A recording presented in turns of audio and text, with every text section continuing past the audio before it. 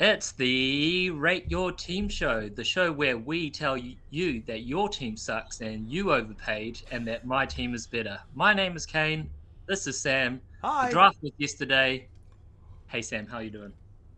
I'm doing all right, thank you, Kane. It's a great day to be alive. It's beautifully sunny outside. It's another great day in Wellington, and here I am stuck in my garage with you. Lovely. Any place. I wouldn't want to be any other place. It's all right. I'll get outside and get some sunshine at some point. Go and touch some grass. But yeah, here we are. The draft was last night. Now is a time for excitement, for optimism, for all those things. Hopium is fresh in the air. Hit that pipe as hard as you can. Because the fantasy season is underway We officially. are 11 days away from game one. Yeah, we are indeed. So today is Monday, the 25th of August, here in New Zealand and Australia. The first game is, the 5th of September? Father's Day. Father's Day. Father's Day's on Sunday. Sunday. But yeah, so Friday week, next Friday, is the first kickoff game, which is what Eagles Cowboys, I believe, is kickoff game. Let's go. Let's go. We're nearly here. So hopefully you've got your football watching setups ready. Mondays, the best Mondays of the year, just around the corner. So excited. Did any of the keepers surprise you? Did any of the keepers surprise me? That's a good question. A few of them did, actually. We I think will... the Rasheed Rice keep was hard if he's getting suspended. Well, you don't know if he's getting suspended. So I think the fact that we're 10 days away from kickoff and he hasn't been suspended, I don't think he gets suspended during the season. I think, I think we've seen that in the past, is that anyone who... You're either going to get suspended before the season or at the end of and leading into the next season. Like, a lot of court battles just don't kind of happen during the season time. So I think if he hasn't been suspended by now, I think he's going to be okay. And I think that's a pretty good pick from Nick. You'll have to hope for that one. Tucker Craft for $1 was a surprise by Ryan. Yep, I agree, but I don't think Ryan had much else on his roster to go with. So No. obviously he's it's Green Bay homer pick, and he did not select another tight end in the draft, so he's just punting on that position. He's banking on Kraft being a bigger receiving threat in Green Bay in general. We'll see how that one pans out. Yeah, a few guys that obviously spent a lot of money. Dallas spent a lot of money, but I think he made the right calls. Dylan spent a lot of money. You He spent a spent lot the of most money. money. Yeah, Dylan spent the most money. But I do somewhat agree with that as well. McCaffrey's the only risk there, but I think he had to keep one of McCaffrey or Bijan, and Bijan was too expensive. So I do think McCaffrey's the right call there. He did spend a lot of money on his keepers, but his team still looks reasonable. It's very top heavy. He's only got one tight end in the rookie, Colton Loveland, so see how that works out. But got a couple of rookie running backs, Caleb Johnson, Cam Scatterboo. Travis Kelce being kept, I thought was kind of curious for $4. J.K. Dobbins for $2 by Tim, but I don't think he had much else to do. Yeah, and I think that's what we looked at, right? There are a few guys who didn't really have a lot of options as far as their keepers went. So I think a lot of people were... actually, no. Everyone thought I was going to keep Hurts, and then I was convinced that I wasn't going to keep Hurts, and then I did. So there we go. And I thought the last one was probably Knutsford with Brian Thomas Jr. over Neighbours. But I guess he wanted more of the draft capital. Yeah, a little more money is okay.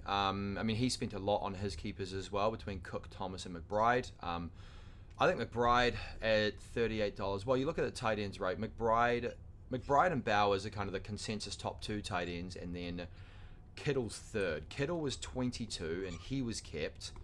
And then Bowers was 39. So McBride at 38, Bowers at 39. It's a lot to pay for a top-tier tight end, which means that that was kind of interesting, the fact that you had, 5 quarterbacks and 5 tight ends kept, which means they were all out of the draft, which was quite interesting. I feel like that is more realistic in like a 14-team league. Like, I think if you're a 12, 10-team league, like, it doesn't happen, but like, you want the top guys in a 14-man league, because then the drop off to the 14th best is kind of like a huge difference, you know. Yeah, which I think is why you look at Ryan, who spent $1 on Tucker Craft, Dylan with just Colson Loveland. Like, yeah, you're either really investing or you're just punting and streaming, which is what I did with tight ends last year. I streamed, and it was a really rough time. Yeah, like streaming plays is not a good time. Nah, streaming in a 14-team league, streaming plays is tough. Streaming quarterbacks in a 14-team, streaming tight ends, it is really difficult. Streaming defenses, I find fine. I'm usually a defense streamer anyway, which I find you get like defenses are hit and miss anyway. You can have the Ravens defense at best in the league, and then they get lit up and score 0 on any given week because they just have a bad week. You know, defenses are like that. Yeah, volatile. Very much so. So, yeah, I have a few notes on my. So that was our keeper surprises. I've got a few notes on my draft, kind of interesting notes as well, just which I want to run over quickly. The Rookie Lover of the Year, the Kane Weber Rookie Lover of the Year award goes to Jason this year. It looks like a very Kane team, doesn't it? It does. I mean, you have 5 rookies. To be fair, Jason went into the draft with the most budget out of everyone. $192. I think he spent it quite well. I mean, he went out and got Josh Allen. You know, he's like, I have the budget. I'll go. He went and got the best quarterback, $45 for Josh Allen. Lamar Jackson was what, 44 or 43? 43. 43 for Lamar. Yeah, so $45 for a second-year keeper on Josh Allen. A premium, but you know, you have the best quarterback, the best fantasy quarterback in the league. But yeah, 5 rookies on his team: Travion Henderson, Travis Hunter, Matthew Golden, RJ Harvey, and Emeka Egbukkake. 7, Ollie Gordon and Dylan Sampson. A lot of upside. A lot of upside, a lot of hope. Opium in the air. Well, I mean, you know, Travion Henderson, like, I mean, and this is another point that I kind of came across with the rookie running backs. You know, Travion Henderson in New England, Ramondre Stevenson is still there. Omarion Hampton Omarion Hampton is probably the one with the clearest path to RB1 status because of Najee Harris's eye injury, which no one knows what's happening there. RJ Harvey in Denver, they signed J.K. Dobbins, and apparently J.K. Dobbins, like, they signed J.K. Dobbins off the couch, you know? But that's the situation. And like, I feel like most of the NFL is a committee back now. There's very few teams with bow down backs. Bell cow backs. You've said bell down like 3 times. I mean, you know, maybe bell down's a new term. Maybe that is your new term for running backs. Maybe so, but like, yeah, you want to believe that the rookies are gonna work their way into that, you know, RB1 situation, and be the player that you want them to be. But yeah, it's just, you know, like the upside could be there, but it's not a guarantee that the upside is there. That ceiling isn't there. The floor might be, but the ceiling is not there because there's still that block in the way. I mean, you know, Ollie Gordon, Miami. To be fair, looking at Jason's team specifically, obviously Ollie Gordon is buried on the depth chart in Miami. Dylan Sampson is buried on the depth chart in Cleveland. There is a path, but it's a tougher path. RJ Harvey, he's still got J.K. Dobbins and still some guys that are held over from, you know, Audric Estime, Jaleel McLaughlin, even Travion Henderson. Like I said, with Ramondre still there is still a barrier to them being the RB1. Yes, Henderson looked amazing in the preseason, but he's still not the top of the depth chart. He's still not the guy, although he is the guy that Mike Vrabel drafted, so maybe towards the back half of the season, he starts coming on strong as the guy in New England. If Jason can hold on through the first half of the season, this is a very second half of the season team, you know, going into playoffs. Yeah. Oh, yeah, 100%. I mean, Jason did have a tough time with his keepers in general, so he made the best with what he had. So proud of him for that. I thought it was interesting, the prices of players going into the draft. I think the most expensive keeper was $62, and that was Saquon. And the most expensive drafted player was $73, which is Jahmyr Gibbs. Bijan Robinson was right behind him at $72. And then your top drafted receiver was CeeDee Lamb at $66. Justin Jefferson was the most expensive wide receiver, kept at $62. So, I mean, I thought that was interesting with Bijan and Gibbs. I did think they were going to be a bit more expensive. Um, given the, I guess there were quite a few running backs. Like there were a lot more running backs available in this draft than receivers. So to be fair, CeeDee Lamb for 66, when Malik Neighbors went for 60, I actually think Lamb at 66 is arguably a steal. But yeah, I would have thought that with those top two guys being available, there may have been a bit more of a bidding war, may have been a bit more expensive. You know, when McCaffrey has gone for 85 plus in years past. I think Derrick Henry's gone for about the same in years past. You know, but that I felt low 70s was a surprise for me for the top drafted player. What I found this year is like a lot of people chose to keep more expensive keepers. So that's probably why you saw like the discount on some of these players when maybe only 5 people had over $130 to spend. 6 people had only over $120 to spend. So there was limited people in for those players at the more expensive side. Yeah, that's fair enough. Actually, there was quite yeah, like you say, there were a few teams that really went heavy on the keeper value. But yeah, like those that didn't, like Jason had $190. He clearly prioritized his quarterback. He didn't want one of those top running backs, even though he had the budget for them. So yeah, kind of. So definitely some little surprises. Ryan was a guy who he saved his money on his keepers and he went after Bijan for 72. And same with Duncan. Duncan, kind of $43 on his keepers, had the budget, went out and got Jahmyr Gibbs, who has a path to being the RB1 on the season, as does Bijan Robinson as well. So, but yeah, you're right. Quite a few guys had less than $100 of draft capital by the time it came around. I feel like I kind of saved the league on that, like, because Ryan was pushing me hard for Derrick Henry. Could you imagine if he had Derrick Henry, Bijan, Evans, Sutton, and McLaurin as his wide receivers? That seems like a pretty stacked team. It does seem like a pretty stacked team. And then he has Caleb Williams as his quarterback, and he'll got Drake May as a backup. I think he's starting Drake May. Yeah, fair enough. He still has David Montgomery as well. And Aaron. He's got quite the stable, actually. Interesting. Bijan, David Montgomery, Aaron Jones. He's got one of the better teams. He picked up Jordan Mason as well, so he has a Minnesota backfield covered, which is really interesting for Ryan as a diehard lifelong Packers fan to get both Detroit and Minnesota running backs. Like, I try to stay away from the division rivals, even though I do have Marvin Harrison from the Cardinals on my roster, but I generally don't like picking divisional rivals because I don't want to see them succeed. Yeah, you'll find me hard pressed to draft the 49ers players. I can tell you that much. I was pretty close to keeping Ricky Pearsall for $2. I did not. Will I regret that? Time will tell. Steal of the draft. I think the steal of the draft is always a really tough one to see at this time, like immediately post draft when no games have been played. It's kind of hard to tell. I have 2 steals of the draft at wide receiver. I think it's Jackson Smith and Jigba. $29 for a guy who's a clear wide receiver 1 in Seattle. Yes, there are question marks over the new offense and Sam Darnold throwing him the ball, but he was a wide receiver 1 last year. He has a path to being a wide receiver, not the wide receiver 1, but to be a top 10 guy this year. And he went for $30 or $29, the same price as T. Higgins, the same price as Calvin Ridley. And half the cost of what you got Justin Jefferson for. So I really like Duncan's team.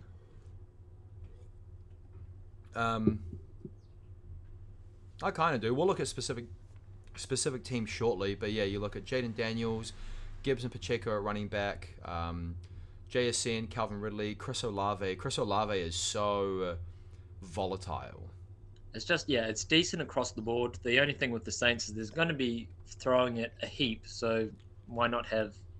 Well, I think with Chris Olave, you have to be concerned about his concussion history and his health as well. Like, I guess but you're worried about that with every player, Oh, but Chris Olave is he got knocked out for most of last year, and he's had multiple concussions over the last couple of years. He's the kind of guy, he takes one more hit to the head, he's gone the rest of the season. One hospital pass across the middle of the field, and you probably lose him for half a dozen games at least. Well, if that's the only bad thing in his team, it's not a bad team. Oh, but Because I mean, I like, feel like you can find like flex players quite well. oh yeah, you definitely can. I just feel like with Duncan, his wide receivers outside of JSN, Ridley, and Olave, like he's got no depth at wide receiver after that. Bigsby and Chubb are reasonable flyers at running back. After Gibbs and Pacheco, like those are pretty solid flyers. But yeah. On that note, my second, speaking of Houston running backs, Joe Mixon for $8 is my other steal of the draft, and that kind of comes with an asterisk because obviously of his health. But I think if he gets back for week 1, he's still the guy in Houston. And looking at what he did last year, like he was insane last year. So for $8, if he returns half of the performance he did last year for $8, it's fucking wild. Yeah, fucking Tim's really going with the wide receiver heavy there, and for $8 for Mixon, I feel like he got like the exact running back that he kind of like was Yeah. aiming for. And same with Austin Eckler as well. Like, we don't know what the Commanders are doing with their running back room. Obviously. And same thing could be said with Travis Etienne as well. Yeah, no, exactly. Like, you have Joe Mixon, Austin Eckler, and Travis Etienne, who, like, all of those guys could be. Austin Eckler, I think, is the least likely just because of his age, but I mean, Austin Eckler. He had 2 or 3 years where he was like top 5 in the league, and I'm pretty sure I had him on my team 2 of those years. He was insane. I don't think he's lost too much in the way of juice, Austin Eckler. Like, I think he's still got like, if he's given the opportunity, I still think he has the potential to get it done. But yeah, obviously you do have Bill Krosky-Merritt in Washington, so who knows exactly what his path is like there. But yeah, Tim has a few things fall his way, and he has a very, very strong team. Chase and CD, like, he's got 2 of the top 3 receivers on his team. Yeah, that's a very dangerous thing to look at. And I don't know, if Tyreek Hill gets back to his old form, very hard to beat. Did we all drop the ball there? Did we all drop the ball by letting Tim get 3 of the potentially top 5 receivers? I mean, Tyreek Hill's a huge question mark, but like you say, if he bounces back, then that could be wide receiver 1, 2, and 3 right there. Well, I don't know. That's a good. He came second last year. He's obviously gunning for it this year too. Tim, you should be thanking us, Tim, and Tim should also be thanking Ben for accommodating, moving you around in the draft. I hope that New York is going well, and I hope that your trip to Cameroon goes well. And I hope the Meet the Parents goes well.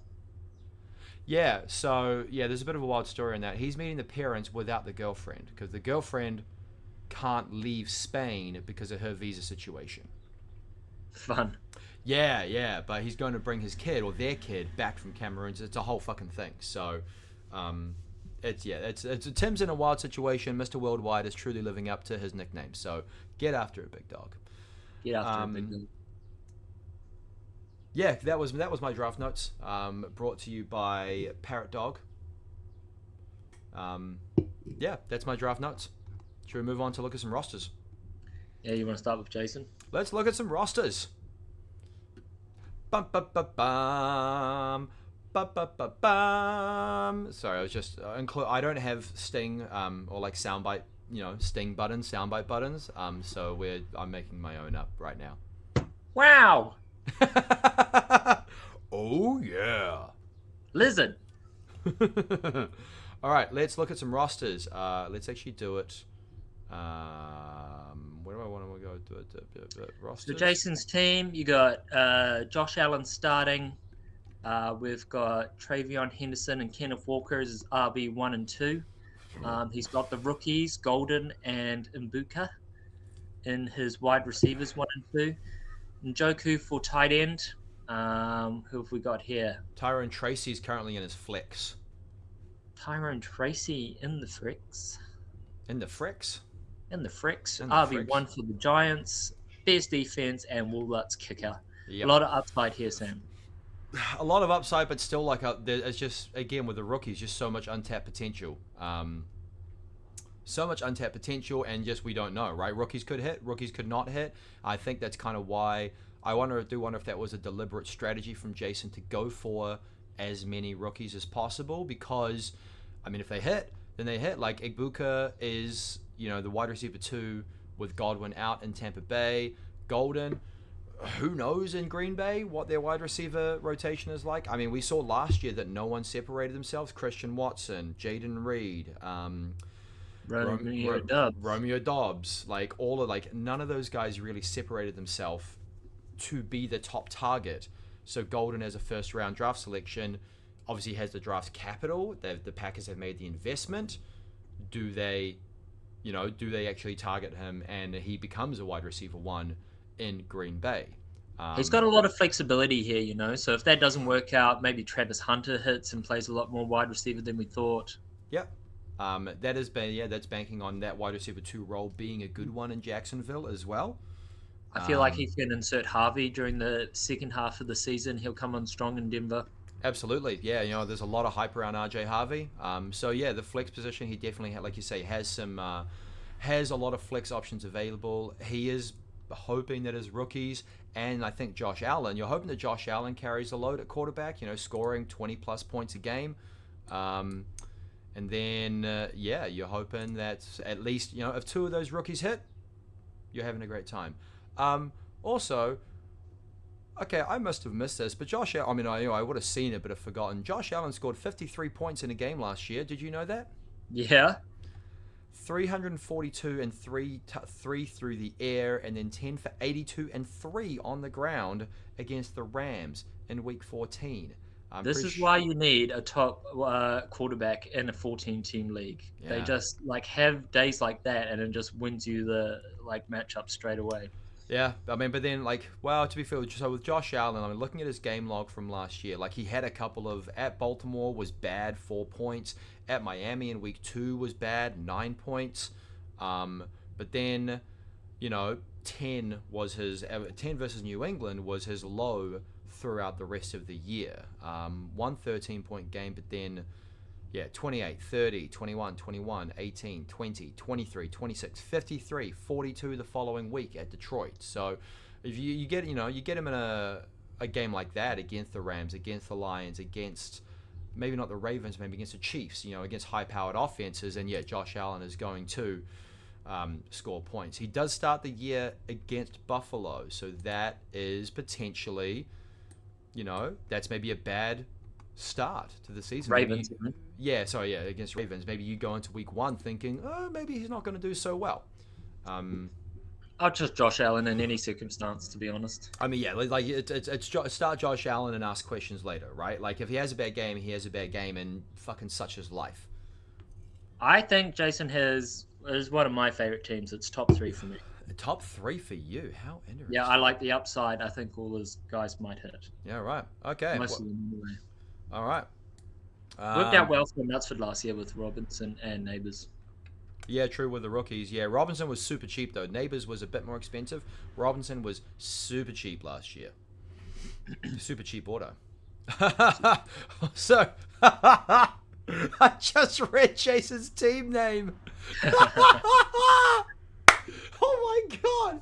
I've been staring at that for 5 minutes and I haven't read it. Golden Egbukkake showers. That's a good one. This is a family show, Jason. Actually, no, this is not for kids at all. That is horrendous. That is great.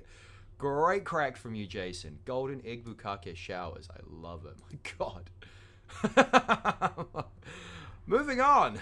Let's move on to Ryan next. My Samuel's keeper.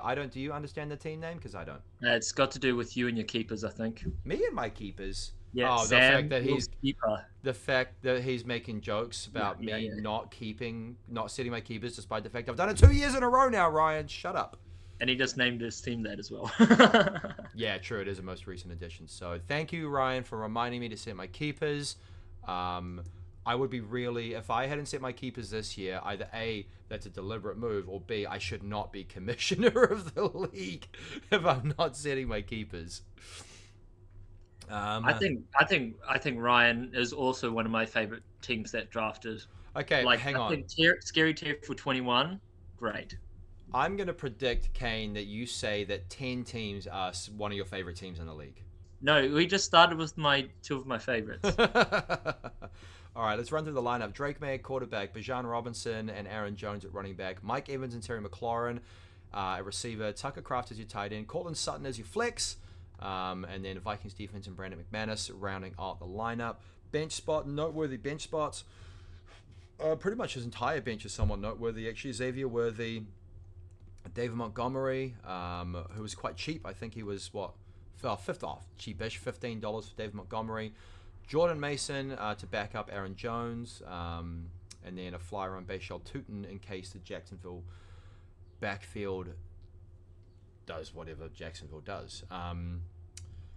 Yeah, like strong kind of mid-tier wide receivers. Like they're all kind of, a tier or two lower than the top guys. But like Cortland Sutton, I think he did play, 1,000 yards and 8 touchdowns last season on 135 targets.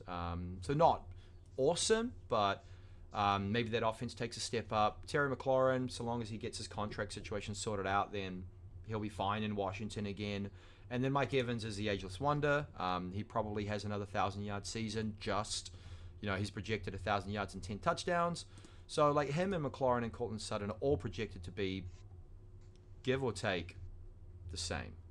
I feel like he's got no gaps. Like, he's pretty set for the season, Yeah, I mean, the fact that he drafted Jordan Mason behind Aaron Jones as well, like, he's got that backfield covered at least. And there's potential that backfield with J.J. McCarthy, rookie quarterback, potential that they actually end up kind of splitting the work and both getting a reasonable amount of work there.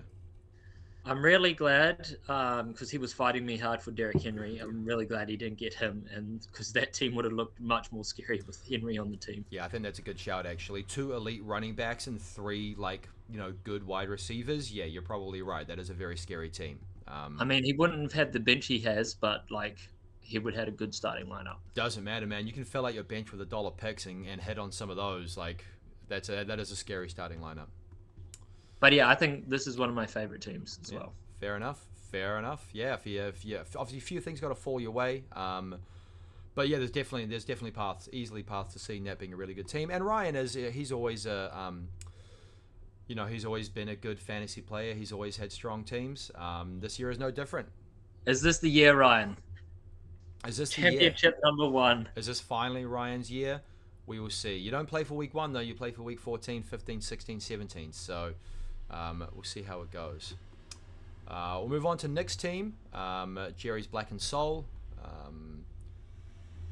Pay respects for Nick being a Cowboys fan, and he drafted one Cowboy, Jaden Blue, which honestly I think is a fine draft pick. Like, who knows what's going on with the Cowboys backfield? Who knows how that'll shake out? But yeah, Nick's keepers were all his wide receivers, London, Rice, and Sim Brown. But it was quite expensive on the keepers, so as much as he might have wanted to go kind of running back heavy in the draft, he didn't really have the capital to do that. But the team goes Baker Mayfield, Breece Hall and Jalen Warren at running back, London and Rice receivers, TJ Hawkinson tight end, Amon-Ra St. Brown in the flex. Couple of noteworthy names. I mean, Ramondre as a bench piece at the moment, but still technically, arguably the starter in New England. Josh Downs, I like Josh Downs as a sleeper this year. Justice Hill has got some work in Baltimore last year as a backup running back, so a little bit shaky, I think. Not terrible. Again, your receivers, to be fair, Sim Brown, Rice, and London. If Rice doesn't get suspended, those are 3 wide receiver ones. And the way you're expecting your running backs and Lamar Jackson to carry your team, I think Nick is expecting his wide receivers to carry his team. I can definitely see that here. That running back room is definitely precarious, though, but he's not the only team with a precarious running back situation. Yeah, absolutely. Breece Hall, a lot has been made about Breece Hall in the offseason and his place with the Jets. Really uncertain what happens there. Same in Pittsburgh with Caleb Johnson and Jalen Warren. Jalen Warren is the entrenched guy. Caleb Johnson's the rookie. Warren could take more of that starting job this year. We'll see. There's some questions to be answered there.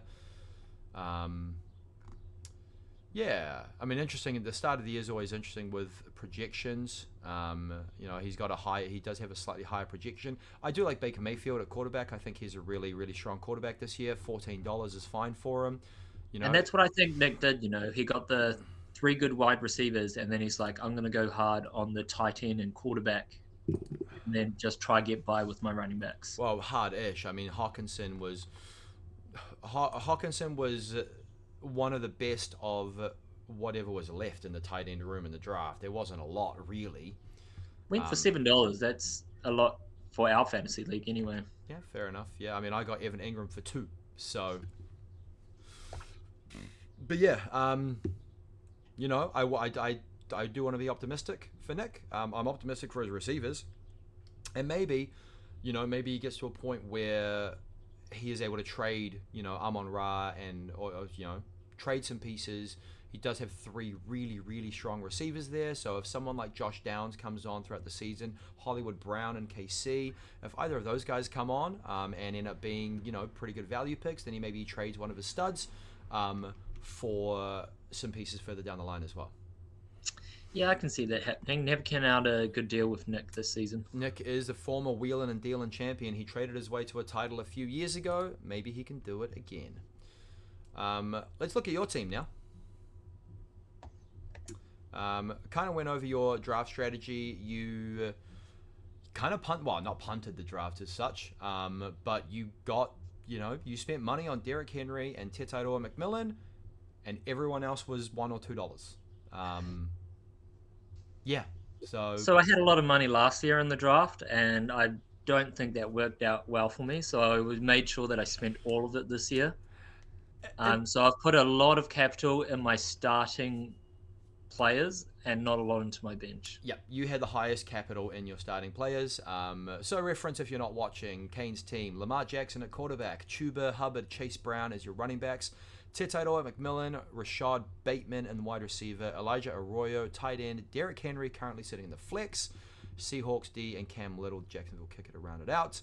A whole bunch of what ifs on the bench: Jack Besh, Isaiah Likely, Kyle Williams, Kyle Monongai, DeAndre Hopkins. Like, let's be honest, Kane, your bench isn't doing a hell of a lot to start the season. I'm definitely playing the waiver wire this year, but my thinking for my team is that I'm counting on Lamar to be quarterback 1, and I'm hoping that Chuba, Chase, and Derek are all top 10 running backs. And if I have 3 top 10 running backs, that means not a lot of other people have good running backs as well. Tetaitoa McMillan, number 1 wide receiver drafted in this year's draft, looking really good on an ascending offense. And I'm just going to see what happens at wide receiver. That is, yeah. If I can find my wide receiver too. But I'm not looking for him to score a lot of points. He's just anything in my wide receiver 2 slot as a bonus. Yeah. But yeah, my points are coming from my top 4 guys. That's fair enough. And I think it's safe to say as well that, you have at least one trade asset there as well. Yeah. Like if you get desperate, if something goes wrong, if something goes wrong for someone else, maybe Nick is a guy that you look at and go, well, I've got running backs, you've got wide receivers, a Derrick Henry or a Chuba Hubbard. Derrick Henry, especially as a first-year draftee, maybe someone wants to keep him at the end of this year. Maybe he gets off to a really hot start, and you go, hey, let's trade him while he's hot before, the age wall kicks in, and, because Derrick Henry is, how old is he now? 30-something? I think he's 31 this season. 31 this year. 31 years old. Thank you, ESPN. In brackets, ancient for a fantasy relevant running back. But, I mean, Derrick Henry is the age of, I don't think anyone at this stage is betting against Derrick Henry because that would just, we don't bet against him until you see it happen. It'll be interesting. I do think, week 5, week 6, if he's had 4 or 5 really, really good weeks, maybe you trade him for a haul and trade him for a top tier wide receiver and some other parts. I watched this thing on him in the off season, and he spends $150,000 on his body recovery alone each year. I mean, fair enough. Like, he obviously is committed to his craft. He's committed to being, I think it's clear he wants to be one of the best and remembered as one of the best running backs ever. And I think he's well on his way. he's had a 2,000-yard season. He had a 99-yard touchdown run, which was you remember that run, his 99 touchdown run for the Titans against the Jaguars? Like, oh yeah, that's a phenomenal run. Like, for any running back, that is, like, that's an NFT. You frame that and put that on the wall, right, next to your Hall of Fame jacket.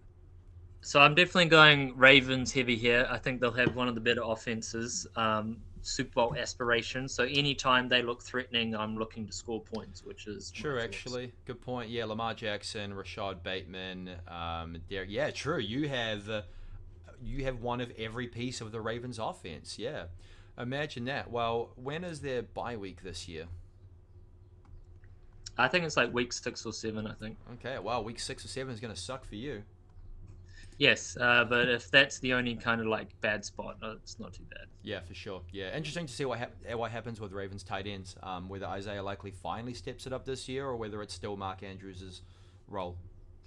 Well, yeah, that's what I'm kind of betting on. So we'll see how that goes. Elijah Arroyo's my tight end sleeper pick. I think he'll do well in Seattle. Yeah, fair enough. Little homer pick right there. Homer pick. All right. Let's move on to Sharma.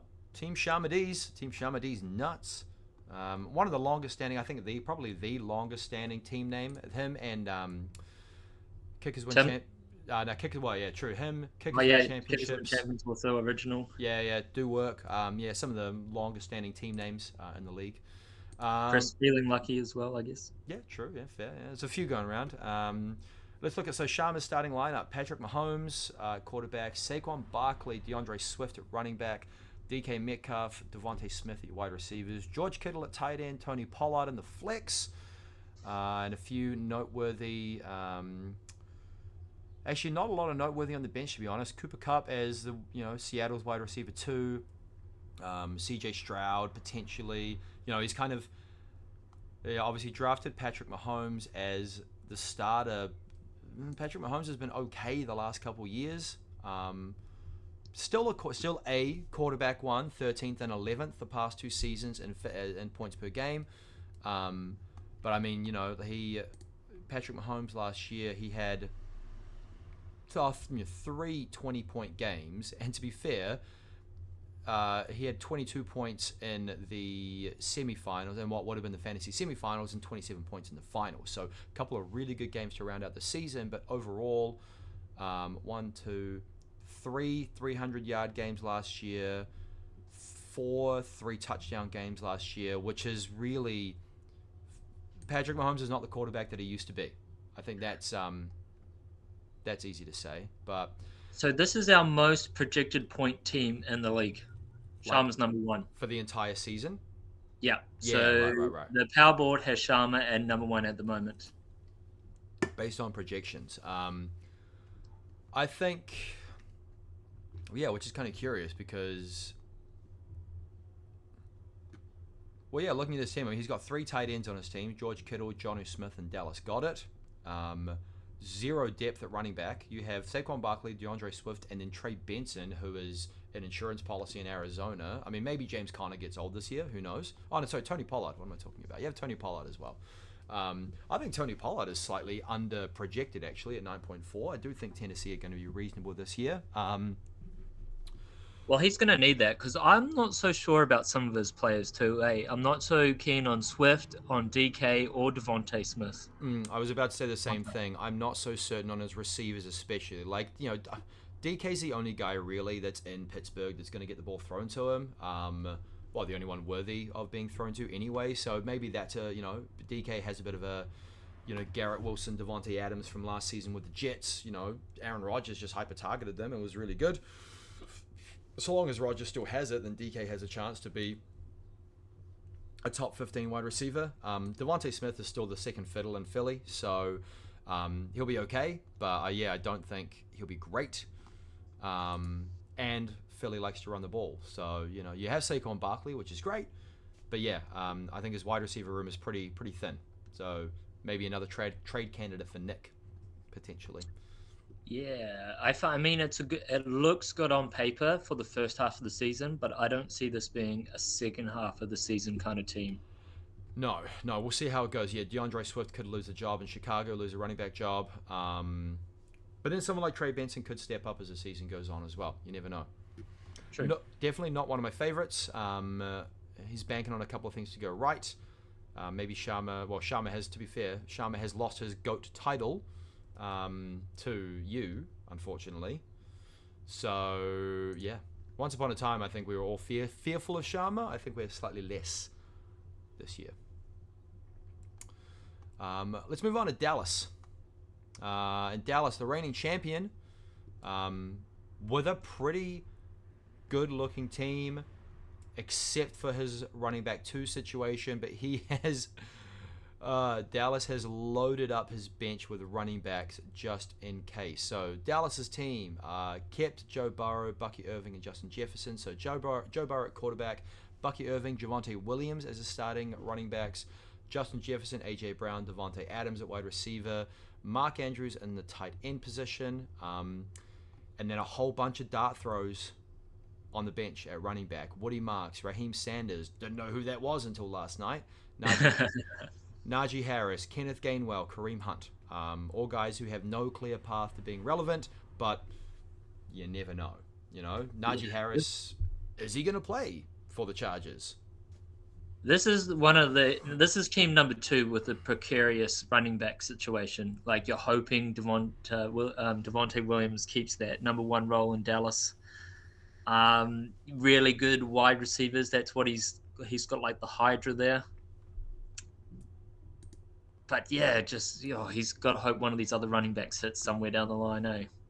Yeah, absolutely. Because I mean, to be fair, Justin Jefferson, AJ Brown, and Devontae Adams, kind of like Nick, you're going to get a lot of production out of those wide receivers. Devontae Adams is the biggest wild card in that bunch. Coming over from New York to the Rams, he was still productive last year with the Jets, especially. I mean, he had some big games: 9 for 198 and 2, 9 for 109 and 1. He had some really big games. He is technically I think he's technically the wide receiver 2 in LA with Puka on the other side, but Puka missed a couple games last year. They're different kind of receivers. I think Devontae is more of a touchdown threat than Puka is. So there's every chance that Devontae has still a really good, like, top 20 kind of year. So you have Justin Jefferson, A.J. Brown, who could be top 10, and Devontae Adams, top 20 wide receiver. And then Joe Burrow, he can go for 30 points every week.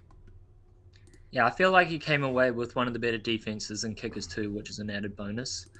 Devontae Adams, I think you're hoping Stafford stays healthy for the season for him to be really good.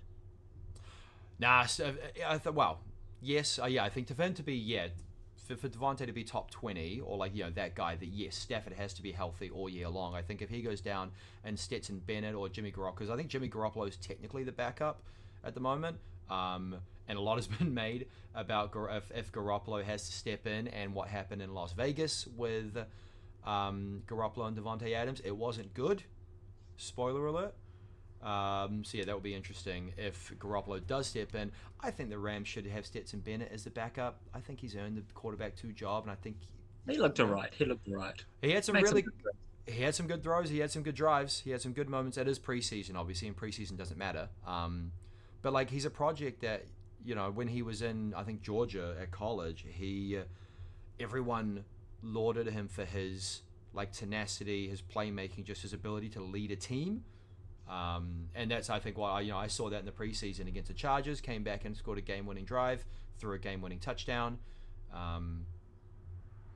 I think he's got potential, and I think that if Bennett would have come in, I think Bennett provides a higher upside for Adams than Garoppolo does, mostly because he's unknown at the NFL level. So there's definitely a lower floor, but a higher ceiling if it is Stetson Bennett that comes in. I mean, Dallas team kind of reminds me of my team, right? He's got some big boppers, but he's just missing at one position, and he's just got to find another running back throughout the year. Yeah, absolutely. I mean, he's, like I said, he's got 1, 2, 3, 5. He's got 5 on his bench, and hoping that one of them does something, and they don't all just become whatever, which is very possible. So hey, maybe Javonte's the guy in Dallas. Who knows? Dallas hopes so. Yeah, Dallas definitely hopes so. Right, let's go feeling lucky with Chris. Chris is up next. Right, Chris's team: Bo Nix, Devon Achan, Alvin Kamara at running back, Garrett Wilson, Michael Pittman Jr., Roma Dunze at wide receiver, Brock Bowers, a big boy at tight end, and then Chris Godwin, Tyler Warren on his bench, Jordan Addison with a suspension, and then a few dart throws in DJ Giddens, Cam Ward, and Marshawn Lloyd. So I like Chris's starting team. However, he is one of these other people with a very precarious running back situation should his top two guys go out. Yep, he doesn't have, after Achan and Kamara, he does not have a lot. Going to be really interesting to see what happens in New Orleans this year. Kamara is, he's getting older, but he's still, I think Kamara's still good as a player. He's 30 years old, but I think he's still good. But I think that offense as a whole takes a step back this year. That's, to be expected. But yeah, and then, I don't know, the wide receiver situation, like Garrett Wilson, Justin Fields is throwing the ball. Michael Pittman Jr., Michael Pittman's so weird because he signed a big contract before last season and then completely fell off a cliff. I think it's a bounce back year for Pittman. I think so too. I think with Daniel Jones, I genuinely think Daniel Jones is a better option for the other fantasy relevant players in Indianapolis than Anthony Richardson is. So that's good. And Roma Dunze could take a massive, he could be he's the wide receiver one at Chicago at the end of the year. I think Justin Fields can service one wide receiver in that offense. I mean, he did service DJ Moore in Chicago back in 2022. DJ Moore had a huge year with Justin Fields throwing him the ball. So if Garrett Wilson, and to be fair, Garrett Wilson is the only target in New York worth throwing to. Oh, Tyler Warren maybe if you like the tight ends. You're right. Garrett Wilson could be a good target in New York for Justin Fields. So it could work out. Like he's banking on potential here. I like Bo Nix, a quarterback. I really like Bo Nix. I do think he takes a big second-year leap with Sean Payton. Apparently Bo Nix did not fumble the ball at all last year, which is why. So ESPN has Bo Nix projected almost exactly the same as what he did last year. You'd think there'd be some progression there, Yeah, really interesting. I'm a Bo leaver. I'm a Bo leaver too, and I think with Sean Payton in his second year, with just getting more comfortable. But yeah, it's really interesting. The projections are almost exactly the same as his stats from last year. I don't know if that's just a cop out, but I think he hits 4,000 yards and 30 touchdowns. Which if Bo Nix does that with his rushing ability, then that's going to be a really good year for him. Achan is obviously a bit of a, for me, I've expressed my displeasure at the Miami offense, which probably after all that, it means they're going to go out and absolutely fucking dominate. And I am a fool for not investing. But, his running backs are question marks for me. Not only is he thin at running back after the two starters, but I think both backs themselves have question marks attached to them. Kamara was drafted for 30. Achan was drafted for 44. So that's not crazy expensive. But then, you look at who else is drafted for that kind of price. Like Travion Henderson was 46. And I think he has more upside than Achan. I don't know who was drafted for 30. James Conner was drafted. Well, no, James Conner's also kind of in the same boat as Kamara. I can't think of who was drafted for roughly Kamara's price. It has higher upside, but, Yeah, so he's just holding his breath for no injury. DeAndre Swift was drafted for 30. Was he drafted for 30 in the end? For 30, yep. Alvin Kamara for 29. Look at that. I could have cared. Swift was a $15 keeper, so I'll take it. James Conner was 26. Yeah. But James Conner is kind of the same boat as Alvin Kamara, a bit older. But the Cardinals are a better offense. Can you squeeze one more year out of them? That's the thing. Yeah, that's the question, yeah. Let's go to Duncan, one of the older team names. Kickers win championships. Right, Duncan's starting lineup. Jaden Daniels, a quarterback. Isaiah Pacheco and Jahmyr Gibbs, the top pick in the draft at running back. JSN, Calvin Ridley, Olave as his wide receivers. Travis Kelce at tight end. Nick Chubb and Tank Bigsby are somewhat notable names on his bench.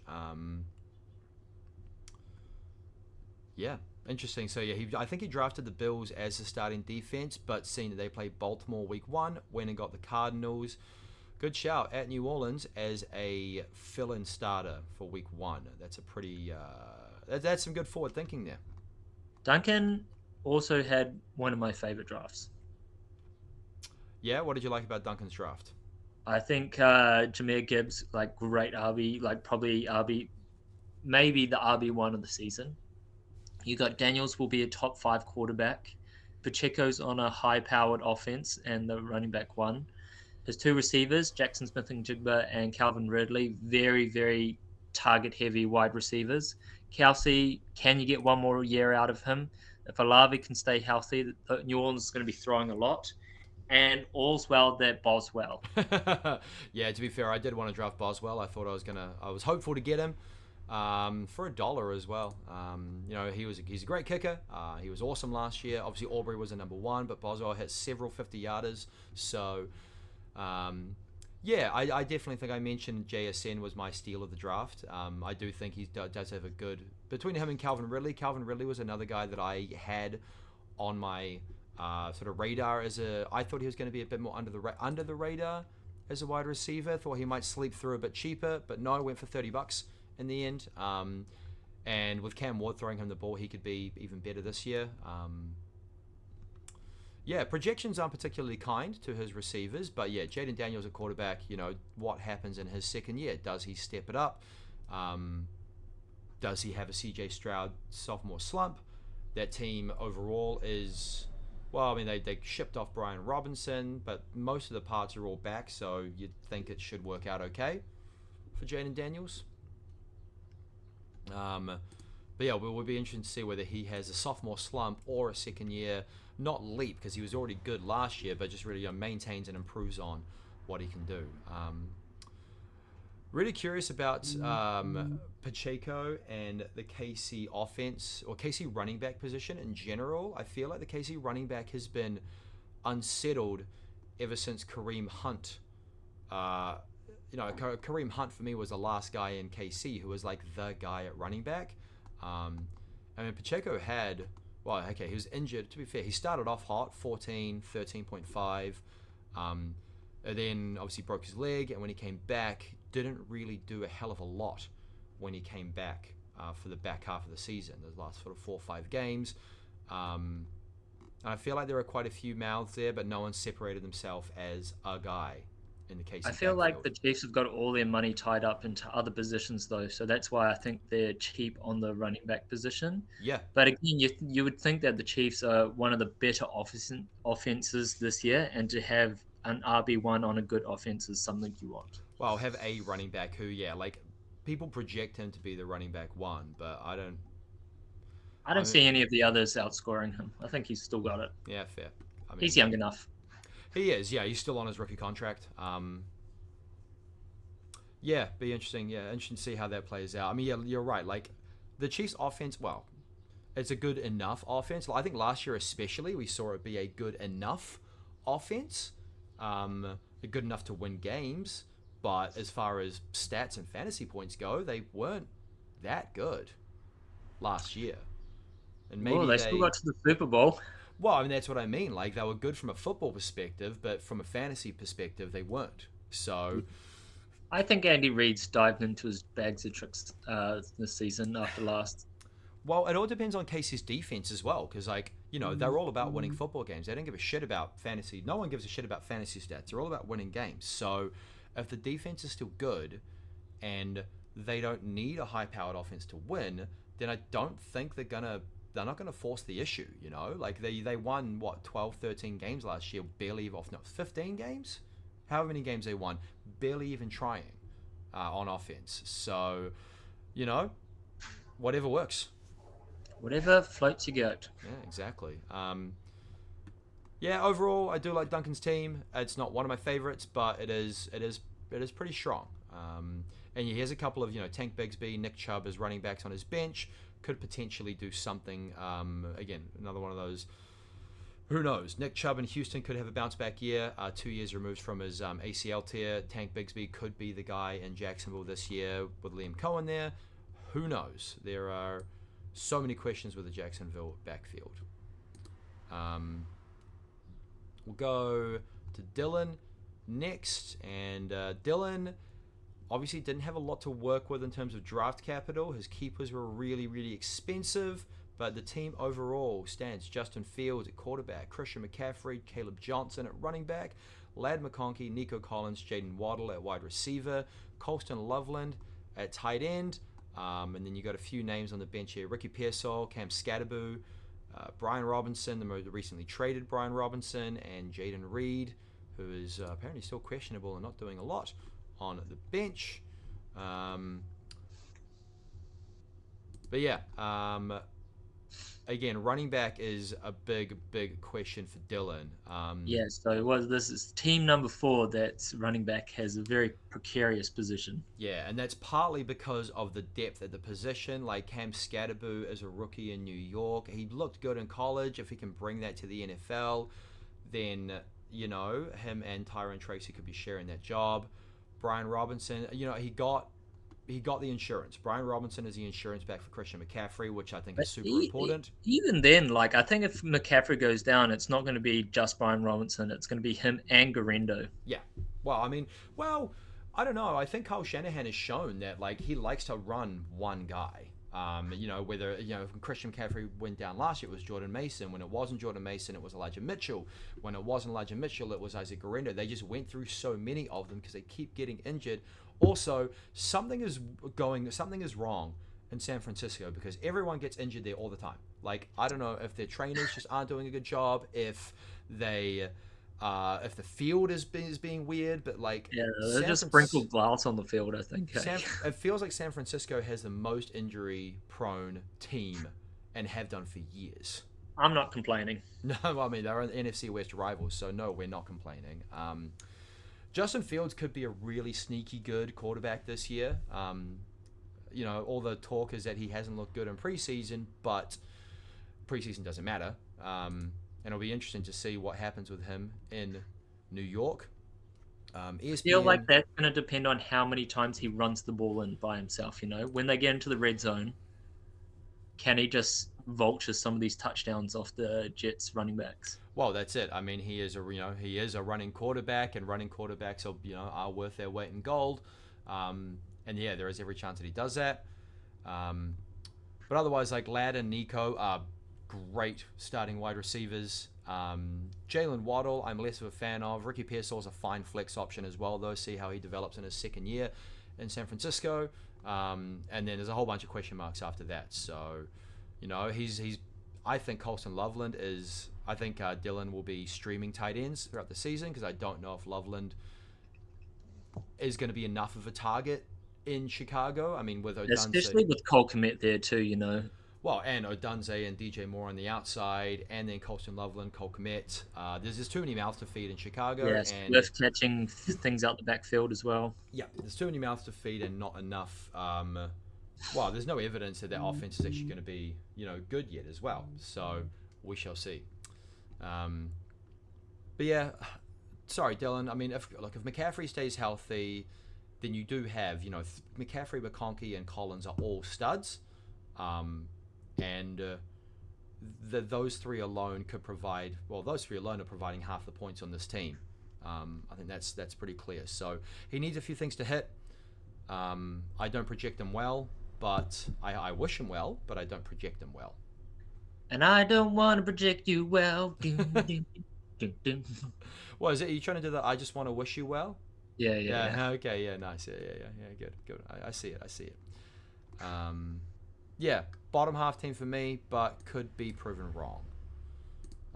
Let's go. Mr. Worldwide. Mr. Worldwide. Timmy Shearer. Right. Nice wide receivers. Some nice wide receivers indeed. But he got a big fat donut in his projected RB2, but that's because Joe Mixon's projected to be out week 1. So, quickly, so Timmy, run through the roster. Dak Prescott at quarterback, J.K. Dobbins, Joe Mixon at running back, Jamar Chase, CeeDee Lamb, Tyreek Hill at wide receiver. Crazy. Dalton Kincaid at tight end. And then a few notable bench pieces, Jerry Jeudy, Austin Eckler, Travis Etienne, Isaac Guerrero rounding out the bench. So, yeah, I mean, he's drafted Joe Mixon, who is slated to be out. But again, Austin Eckler and Travis Etienne both could potentially be steals at running back, depending on how so this is another one of those teams with the precarious running back situation. But that's not what his team's about, though. You want all those three wide receivers to be top 10. I mean, Jamar Chase, CeeDee Lamb, and Tyreek Hill can all each put up 20-plus points a game. I mean, you know, Jamar Chase, obviously the Triple Crown winner from last year. You know, he had 1, 2, 3, 4, 5. He had 5 2-touchdown games last year. 6 for 118 and 2, 10 for 193 and 2, 11 for 264 and 3, 775 and 2, 14 for 1. And that's what Chase can do on any given week. CeeDee Lamb's kind of the same. You know, he can put up 180 yards pretty easily. That's going to be hard when you're watching Red Zone and it's just catch up to catch up to catch up to catch. Yeah. I think CeeDee Lamb, to be fair, CeeDee Lamb had a reasonable back half of the year. He does rely a bit more, CeeDee, on Dak being healthy. So hopefully, you know, Dak just doesn't get another freak injury this year. Got the good stack there. Oh, yeah, he does. He's got the Dak stack, doesn't he? Well, there you go. Dak stack. With the Dak stack, and then if Tyreek Hill can be Tyreek Hill, I mean, he had, you know, week 1 against Jacksonville, 7 for 130 and 1. He had the games. He had the Tyreek Hill games last year. There just wasn't any consistency. But if he can be consistent, if Tua can stay healthy, Tyreek Hill can be the guy. You know, I mean, he's a bit older, but he's still fast as hell. He's got serviceable running backs. Big question marks, really. Like J.K. Dobbins, we don't know.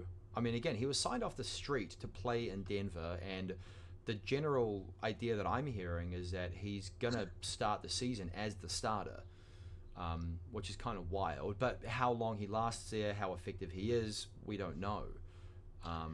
You're kind of thinking that the top wide receivers are just going to balance out with these questionable running backs. And if that happens, it's a pretty good team. I think, yeah, it's a bit of a mid team. Can he get back to the finals this year?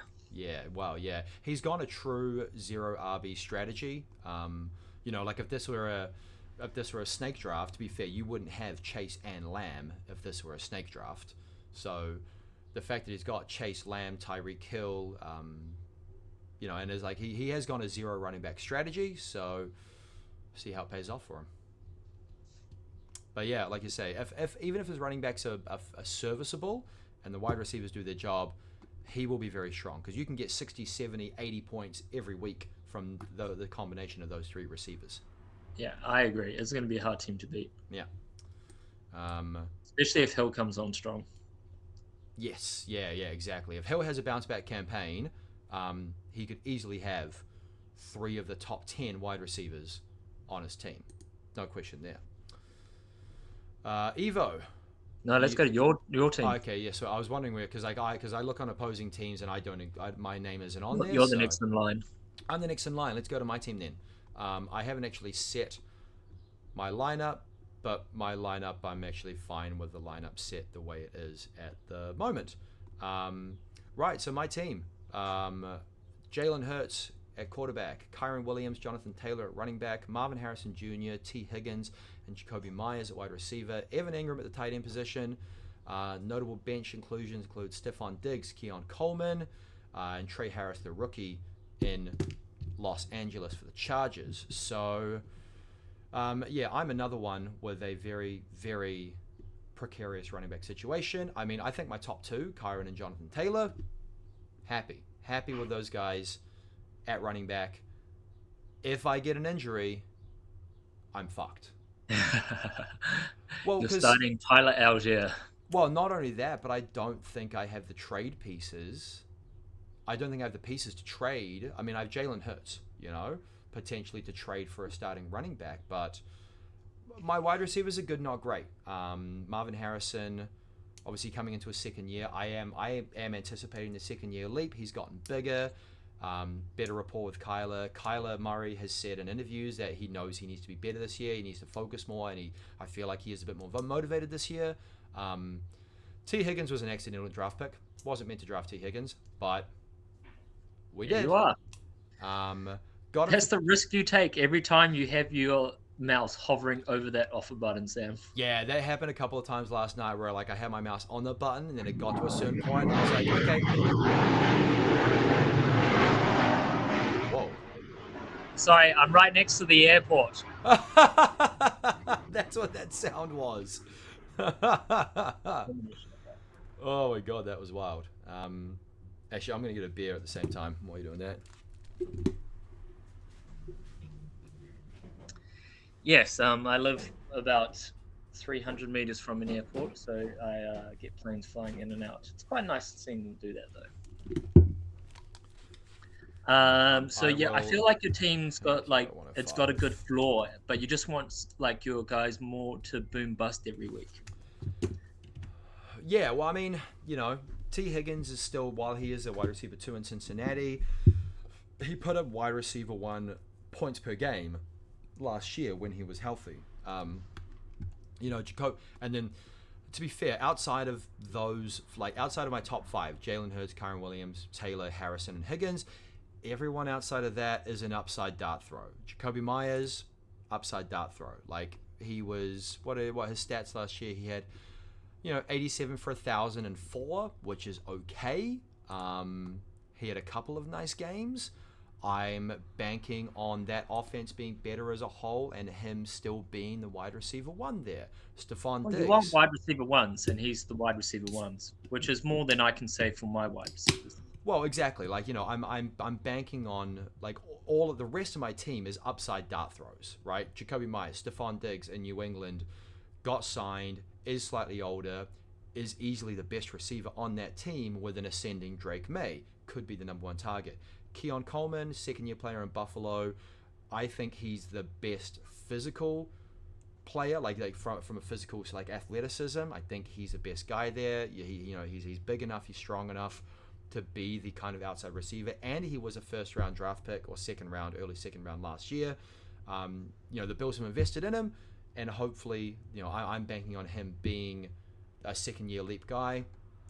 And then so that's kind of my thinking there. So if if my wide receivers, I think my problem is really that I'm going to have a tough time deciding which one to start every week. Is this your flex? Because I would always go, you really want Harrison to come on strong this year, eh? You're really hoping for that. I'm hoping for second year leaps from both Harrison and Coleman. Yeah, like I do need big leaps from them because like if they both leap the way I expect them to, then it'll be Harrison, Higgins, and Coleman would be my starting 3, I think, because Buffalo's a really good offense. We know they're going to score points. The question last year was, outside of Josh Allen and James Cook, like Josh Allen scored so many points, but where did they go? Where did his touchdowns go? They just got kind of spread around. So I'm just hoping, like my feeling is that Coleman becomes a focus at wide receiver, kind of like Stephon Diggs was in Buffalo a few years back. Yeah, you want him to emerge. I do want him to emerge. I think he does. We'll see how that plays out. But yeah, I'm very happy. Is it a playoff team, Sam? Oh, it's got potential for a playoff team. Absolutely. I mean, Kyren Williams and Jonathan Taylor are both top 10 running backs, at their peaks. They're both top 10. Right? Kyren Williams ain't going anywhere. He got signed, and I think even if Stafford goes down, I think Kyren has more work in that offense if Stafford goes down. Jonathan Taylor, I think, he had a good enough year last year when he was healthy. He had some really good games when he was healthy. He's still, in fact, the back end of the season, I mean, to be fair, Tennessee, Giants, Jacksonville. But I think Jonathan Taylor is still the guy in that offense. I think Daniel Jones gives him a boost over Anthony Richardson. So I think Kyren and Jonathan Taylor are both top 10 running backs. My wide receivers are all developments. And if they hit, they hit. And if my wide receivers hit, I have a great year. Yeah, I agree. So, Got to see how that plays out. And then I'm quite happy with my kicker, Tyler Bass, Buffalo kicker. Not sad about that. Rams, I'll stream defenses throughout the year. Not that we really talk about defenses that much, but the Rams had some really, really good games on defense last year. They are a good defense. I think they will bring the heat this year. Right. So yeah, I see myself as a playoff team, but we all see ourselves as playoff teams at this time of year. So yeah, we're all sniffing the hopium this stage of the season. Exactly. We cross our fingers and we hope for the best. All right, now is it Evo's turn? Evo's turn. Good, now it's Evo's turn. Evo. So, lineup for Evo. Brock Purdy at quarterback. James Conner, Amarian Hampton at running back. Has 3 keepers. Puka Nakua, Zay Flowers, DJ Moore at wide receiver. Jake Ferguson as his $1 tight end. And then a whole bunch of questions on his bench. Dude, I think Evo's team is very precarious. I've used that word a lot. Does James Conner have one more year left in him? Is San Francisco going to be good this year? Is Stafford going to be throwing to Puka? DJ Moore is looking more and more like a gadget player. Yeah, I agree. It is a bit thin. If it goes well, it goes well. Amarian Hampton is a guy that I like and I would have liked to have drafted, but he just he was too expensive for me. But all signs point to Hampton having a really good season in Los Angeles for the Chargers this year. I think Puka's fine in LA. Like, he's a third-year player. He's going to be good. Because he did miss fucking 1, 2, 3, 4. He missed 5 games last year. I didn't realize he must have quite a few games. But when he was on the field, that's a chunk. Yeah, when he was on the field, he was really good. He had one bad game at Seattle. Otherwise, he was, Puka's going to be the guy you expect him to be. Zay Flowers is a bit of a, wide receiver 2, 3. Even if he is the top target in Baltimore, he's only just cracked 1,000 yards and he just cracked 1,000 yards and had 4 touchdowns last season, which is not massive. Zay Flowers is the dink and duck slot guy. Well, kind of like DJ Moore as well. It was really interesting. Yeah, DJ Moore last year had the same amount of catches, but 400 fewer yards than the year prior. Yeah. So, does Caleb Williams step up? And if Caleb Williams can step up and be better with DJ Moore, then that's good. But yeah, beyond that, like his bench, there's not a lot going on. Mason Taylor at tight end, maybe. Who knows with the Denver wide receivers after Cortland Sutton. He's got Marvin Mims. He's going to struggle if one of his running backs goes down. Another one of these teams. Yeah, I mean, we say that about, that's kind of always the case in fantasy. There are 32 teams. Not all of them have good running back situations, and there are 14 of us. So do the math. There are 28 out of 32 starting running backs, and not all of them are going to be good. So it is tough. And, he's drafted Quinshon Judkins in the hope that he sorts out his legal issues, but he still hasn't signed a contract. So that he may end up doing nothing. Okay, hang on. I didn't see this update, actually. While Judkins won't face any charges, he and the Browns have been unable to reach a deal and may not do so until the end of any NFL investigation. So there's still a lot of work, sounds like, to be done with Quinshon Judkins before he signs his contract. So I still don't want any part of the Cleveland offense anyway. No. I mean, with Joe Flacco there, I think Njoku will be good. I don't even know who's Cleveland's star. Jerry Jeudy. Jerry Jeudy is a top receiver. Flacco and Tillman. Yeah, Flacco in Cleveland, like Daniel Jones in Indy, will make the fantasy targets serviceable. Like Jerry Jeudy, I think is probably going to be okay with Joe Flacco throwing in the ball. But yeah, like the offense as a whole, we don't project that to do a lot, right? Like when Joe Flacco is your starting quarterback, you don't exactly expect to score a lot of points. No. And the defense is good enough where maybe they don't. I mean, I don't expect them to win games, but I also don't.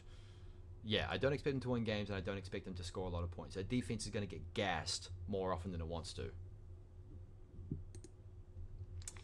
So good luck, Evo. I'm playing you week 1, so bring it on. Oh, very nice. I'm playing Alex week 1 this season. So that'll be fun times. Right, Benny boy. Ben, thank you for your services and for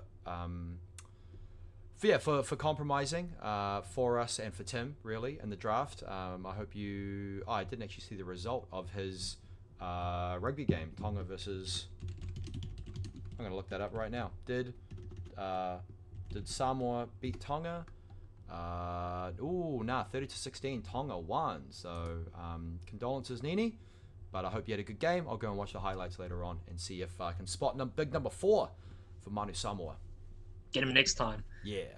Anyway, after a very bad season last year, needed to go strong in the draft, and he did so with his first 2 picks.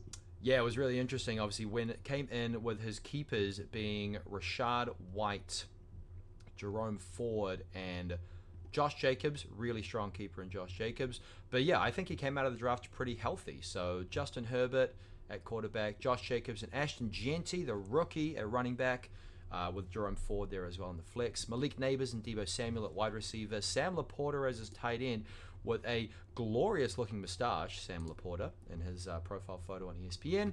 And then rounding out the bench, he's got a couple. Xavier Legette, I thought was a really interesting...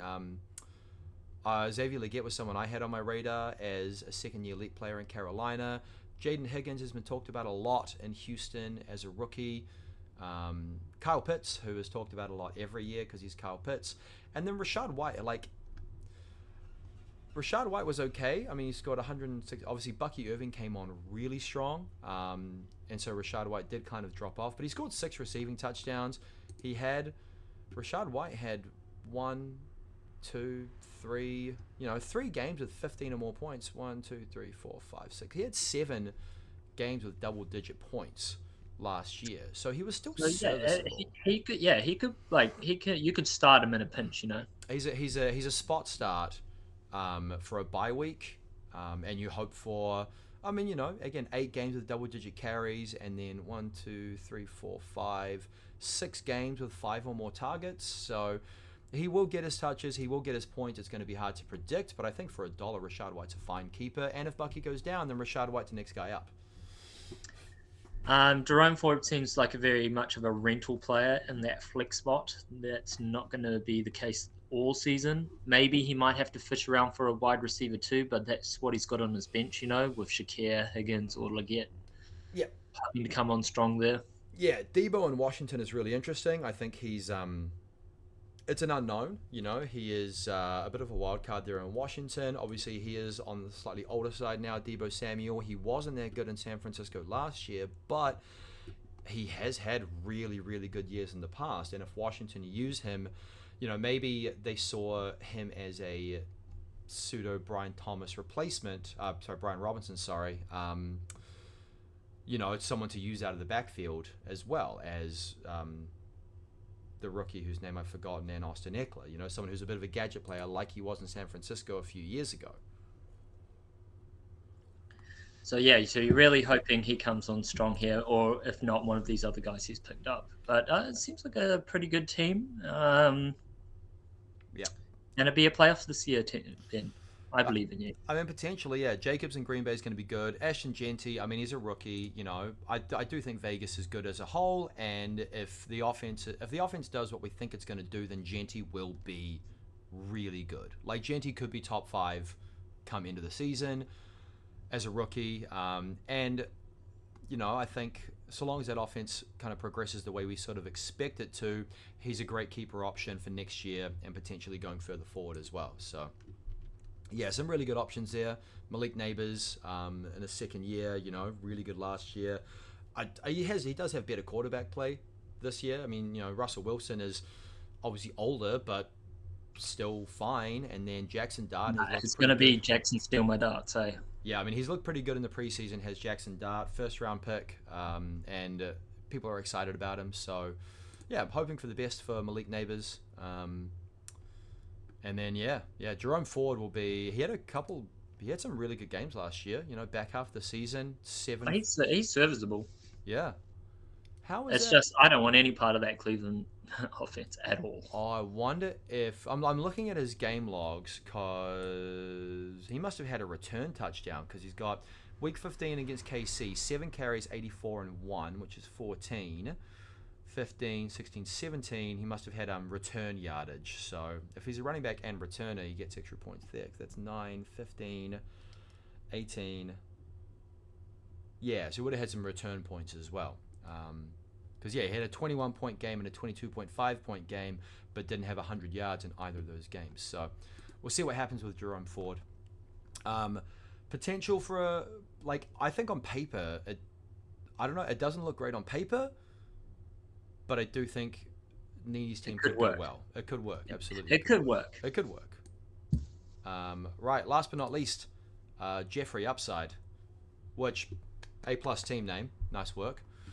Michael Knutsford, let's see, Kyler Murray, James Cook, and Ja'Cory Krosky-Merritt at running back. Brian Thomas Jr., George Pickens, Jameson Williams at wide receiver. Trey McBride at your tight end was the keeper pick. And then mostly fillers on the bench. Keenan Allen being back with the Chargers is that's a dart throw there. Keenan Allen as wide receiver 2, and otherwise it's dart throws all over the bench. Zach Charbonnet as an insurance for Kenneth Walker. Braylon Allen could be a really good player this year. Depending on what happens with Breece Hall in New York. He is a big guy. He was drafted by, he was drafted by a previous regime, but, he looked good in limited action last year, Braylon Allen. But let's go back to Michael's starters for a second. I feel like he got all the values of the draft, He was waiting around and just seeing what he could get for a good price. But he came away with some really good players at good prices. Yeah, well, George Pickens went for 16. Jameis Williams went for 18. Brian Thomas and Trey McBride were his keeper, and James Cook were his keepers. How much did he draft? Kyler got drafted for 13 in the end. So, it's one of those teams where, he's solid floor. Well, but George Pickens and Jameson Williams are both clear wide receiver 2s on their teams. I know a lot of people have Jameson Williams as a sleeper pick for this year. George Pickens as a wide receiver 2 in Dallas could be really good. Michael had a tough decision to make with Brian Thomas or Malik Neighbors. I think Brian Thomas is going to be fine. He was a wide receiver 4 last year, which is fucking wild. And I do think he has a really good year this year as well. So Knutsford is probably the last team made with a pretty precarious running back situation. Yeah, I feel like he's got really hoping Bill comes on strong or one of these other ones comes in and takes the RB1 position. Yeah, you do have to hope that. You're drafting on preseason hype there for Ja'Cory Krosky-Merritt for Bill Krosky, which is dangerously close to Bill Cosby as well, by the way. But you are drafting on preseason hype. And to be fair, Washington's moves have suggested that this guy may be the guy. But it's an unknown. He's a 7th round rookie. Who knows what he's going to do? James Cook is fine. James Cook got the bag. He's the guy in Buffalo. Kyler Murray, I expect to take a bit of a step up this year. Even though he had a good season last year, I do think he'll be better this year. But I think some of the options that he has in running back, he has his handcuff in Ray Davis. He's got He's got quite a few handcuffs if starters go down. If Breece Hall, if Kenneth Walker, if Saquon Barkley go down, he has the next guys up. But that's a problem, is you have the next guys up, not the guys right now. Yeah, so if one of those guys, at least one of those guys, who's got a really good team, like the Arizona stack. Yeah, it's a really high floor team, and you probably want people to boom each week, You do. You had the Arizona stack, except Trey McBride only scored 2 touchdowns through the air last year. You think that's going to change? You Surely some progression there. You have to expect that, he gets regression back, progression back towards the mean and scores a few more touchdowns. I'm not so high on the Cardinals, but whatever floats your goat. But you wouldn't be so high on the Cardinals because you're an NFC West rival. No, true. I'm not high on them as a team, but I am high on their offense. And especially at the top pieces of their offense. I think, they have been good on offense. Well, they've been... they've always had promise. With Kyler Murray, they've always had promise. With Marvin Harrison last year, it was promise. Trey McBride was great last year. Like, he had some phenomenal games last year. But yeah, there has always been a lot of promise, not necessarily the deliverance. Hopefully, this year is when it all steps up. You and Nutsford watching a lot of Arizona games this year. Yeah. Well, I mean, I have Marv. Marv's the only piece that I have. But yes, I am excited for Marv this year. I just like, I guess I was really excited for him coming out in the NFL draft. Marvin Harrison being the son of the great Marvin Harrison, like, I do think he's got a good profile. He's got the frame. He's got the speed. He's got the hands. If you go back and watch some of the games last year, man, there are some plays when Marvin Harrison is wide open, and I mean, like, no defender within 20 yards, and Kyler just doesn't see him. So Kyler just doesn't look his way. He doesn't look at him at all. Doesn't throw him the ball. There were a lot of deep targets last year for Marv. So, I think if they actually try and if Kyler says, okay, look, you are going to be my my first read, between him and McBride being the first reads or first two reads, hopefully that translates into some success this year. We shall see. I'm watching a lot of Ravens games, Panthers games, Seahawks games, and Bengals games. Yeah, fair. I'm obviously watching the Rams because I love me some Rams. But yes, Rams, Colts, Cardinals, Bengals. That's what I'll be watching a lot of this year, I think. I'm excited for. I mean, the Bengals are an exciting team, regardless. At least their offenses. But yeah. Interesting to note. Week 8. Week 8 is going to be a problem week for me. I can tell you that right now, because week 8 you have 3 out of the 4 teams in the NFC West. The Rams, the Cardinals, and Seahawks are all on bye in week 8, as are the Lions, as are the Raiders, and as are one other team that I've forgotten off the top of my head. But yeah, week 8 is bye-mageddon week this year.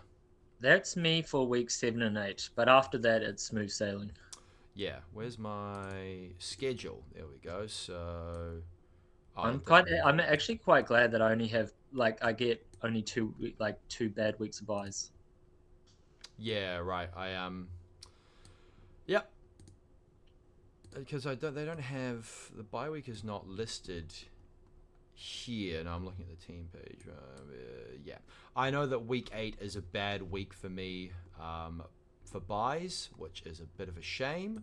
So we'll see how that plays out. Yes, that's the Rams. That's the Cardinals. That is the Raiders. Who's that at the bottom there? Jacksonville. There you go. Jacksonville also have, they're the 6th team that has the bye in week 8.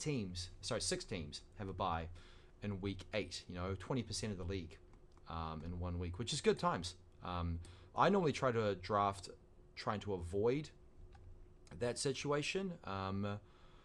But, sometimes you just get unlucky.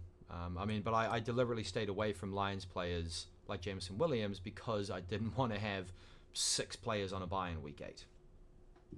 Yeah, that's fair enough. But it's quite good to have all your players off on 1 week instead of spread out sometimes. Yeah. You just take the L. Well, but depending on who you have, if you have bench guys that you want to hold on to, but you then have to drop because you have to rest your starters, right? Because, we have to field a starting lineup every week as per our latest, amendment to the Constitution. You have to start a player. You have to start a player. All right. If you're projecting playoff teams, who are you projecting as your playoff teams this year? My favorite teams are Jason, Ryan, Duncan, myself. But it's a bit of a homer pick. Yeah, fair enough. I do like Dallas. I think I like Michael. I think I like Ryan as well. Yeah. Really interesting that you like Jason and ESPN hates Jason.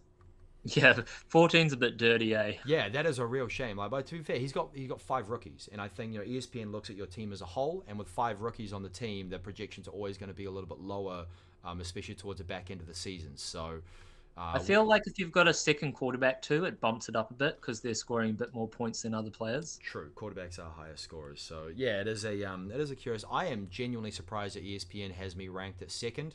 power rankings on the post draft power rankings. I don't think I'm the second best team in the league, but I'll take it. Yeah, so the power rankings off the power boards: Sharma 1, U 2, Dallas 3, Evo 4, Duncan 5, Chris 6, Nut 7, Ben. Ben, then Ryan, then me, then Dylan, then Nick, then Tim, then Jason. Yeah. I think Tim's got a good team as well. It's I, just precarious running backs. Yeah, I mean that's the case with everyone. Like we're pre-week 1, nothing has happened. No one's got preseason is done now, so it's all just rest and relaxation and get the body right for week 1, which starts in 11 days. Then we'll revisit the post, these power rankings after week 1 when we get some real game data and see where the depth charts are at. Well, exactly, right? See how teams play out, see the performances, see how everyone's feeling. Great times. I mean, I'm happy with my team. It's going to be a good season. I think running back health is going to be the main storyline this season. Yeah, I think definitely having a look through everyone else's team has given me a bit more confidence in my lineup. I am well aware of my team's deficiencies, but we just gotta hold on, hold out hope, and pray that all the thinking and researching and whatever we've done in the off season is going to pay off. It's pretty even across the board, and it's just going to tilt this way and that way throughout the season. I agree. No one has a really deceptively strong team. I think there are a couple of teams that are clearly a bit weaker than everyone else, but there's no team that, for me at least, feels like they are well on top.